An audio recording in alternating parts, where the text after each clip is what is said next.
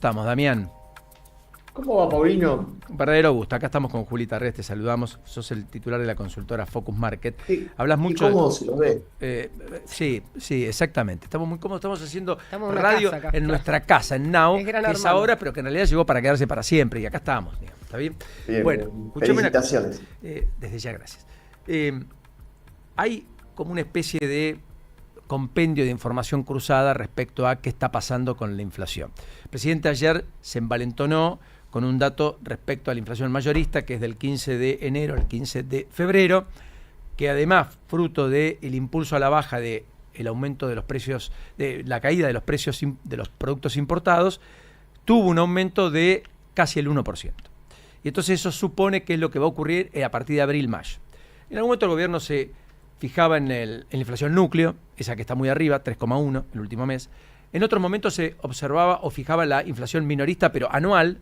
No, decían, miren la anual, no la mensual. Después en un momento dijo, miren la mensual. Bueno, ahora dicen, miremos esta, que no sé ni cómo se llama, pero es mayorista. ¿Qué está pasando con la tendencia? ¿Qué estás viendo vos que recopilás datos todo el tiempo? Bueno, ayúdenme ustedes a pensar lo siguiente.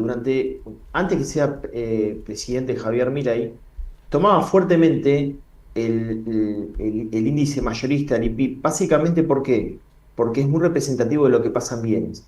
En un contexto de un momento donde había muchos pesos en el mercado, donde había una caída de la demanda del dinero, se aceleraba la velocidad de circulación, estoy hablando de 2023.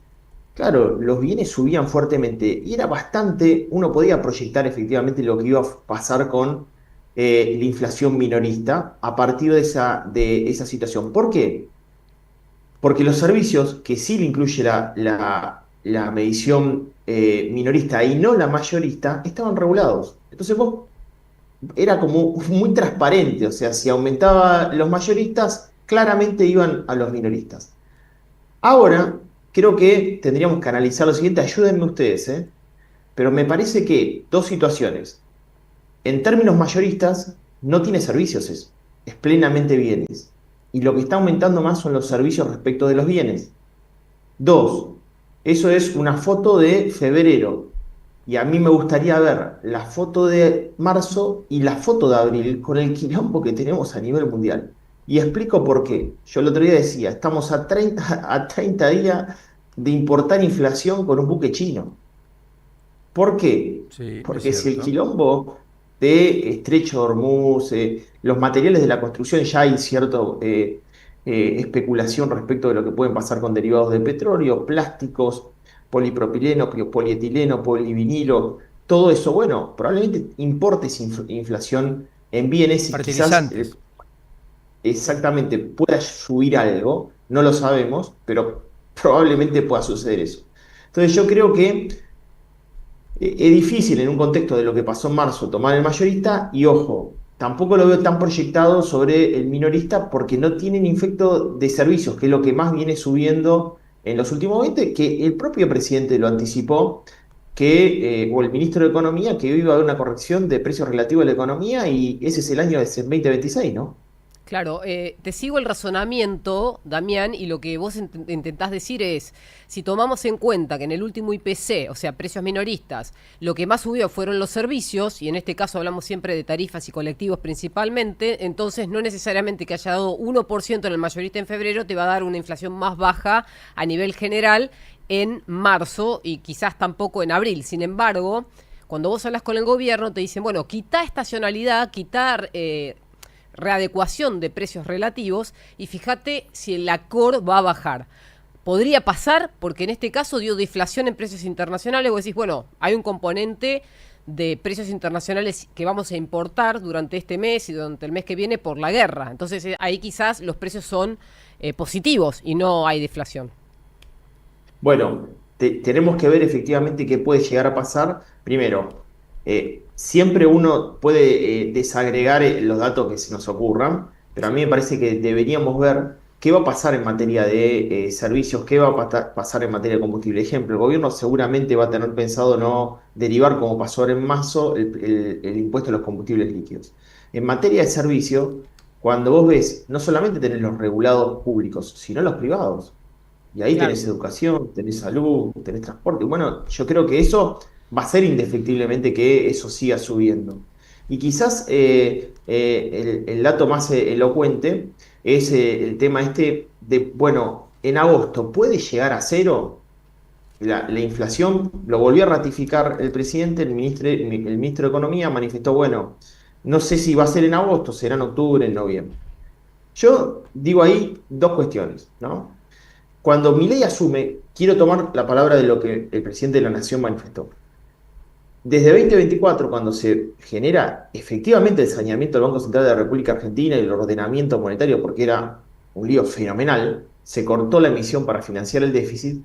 Él manifestó en ese momento, ustedes lo recordarán, marzo en apertura de Congreso, Sí. esto tarda 26 meses, 26 meses en, de alguna manera, eliminarse ese efecto de Arrastra. rezago de emisión monetaria.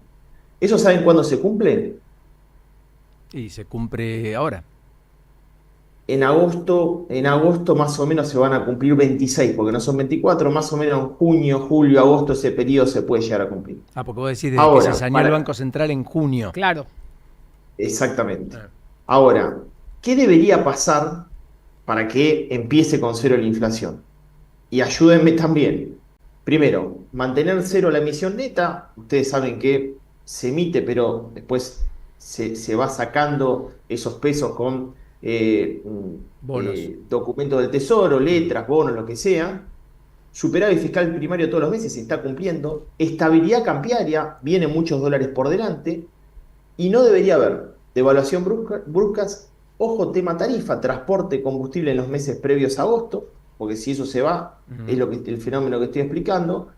Y el conflicto bélico no debería extenderse en el tiempo Correcto.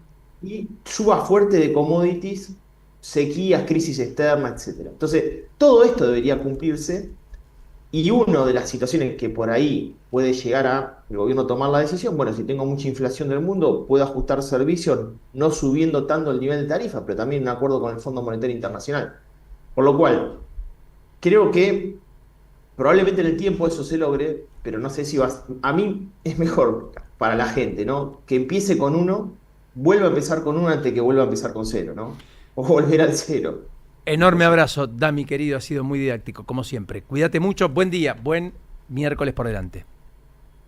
Abrazo grande, chicos. Chau, chau. También Dipache, el titular de Focus Market, a las 9:53 en la mañana. ¿Dónde estamos? Con Paulino Rodríguez, Julieta Tarrés y Paula Salamanca. El día ya está en marcha. Now acompaña.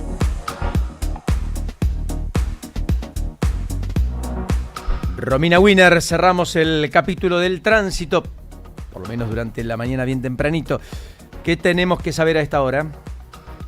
Se suma un choque entre un colectivo de la línea 17 y un camión en la 9 de julio entre Santa Fe y Arenales. Ahí la circulación está reducida. Un pasajero resultó herido por el impacto y ha sido asistido por SAME. Siguen fuertes las demoras en Panamericana entre 197 y 202 y lo mismo ocurre en la autopista Buenos Aires-La Plata para ingresar a la Ciudad Autónoma de Buenos Aires y está muy lenta la circulación en la zona de Dock Sud. Además,